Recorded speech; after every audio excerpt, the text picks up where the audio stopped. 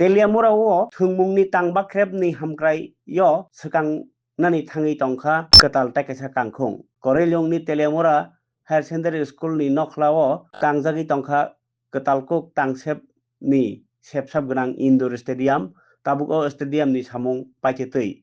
Sangrong sala o stadium ni samung tangjakmani rokno nainini thangi soika haste hapangni thung mantri tingkorai boni rogyo tongkha Teliamura Vijan Sabha Kendra ni MLA Kalani Saharai তাই municipal কাউন্সিলনি chairman রূপক সরকারনো খবই জুদা জুদা আদংরক যারা কাজ করছে যারা আমাদের TIDC এটার মূলত nodal agency ওরা কাজ করছে আমরা আশা করছি 1-2 মাসের মধ্যে কমপ্লিট হবে এবং এটা কমপ্লিট হলে এখানকার যারা ইনডোর স্পোর্টস যেগুলো রয়েছে জুডো যোগা জিমন্যাস্টিক ব্যাডমিন্টন এগুলোর জন্য এখানকার খেলোয়াড়দের জন্য দিবারাত্র বা বর্ষার সময় তারা খেলার সুযোগ পাবে।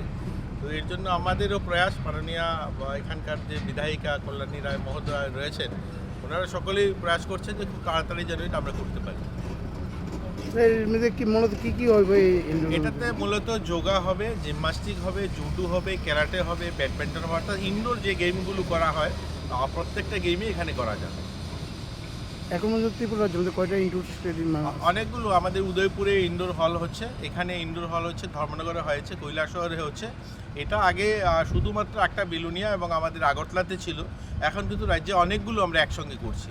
আমাদের ধর্মনগরে অলরেডি উদ্বোধন হয়ে গেছে, এটাও খুব শীঘ্রই 1-2 মাসের মধ্যে হবে। উদয়পুরেরটাও কাজ চলছে, কৈলাসহরেও কাজ চলছে এবং আরও আমরা এই বছরও বাজেটে আরও 3খানা রাখছি, নতুন করে আরও 3টা জায়গা হবে।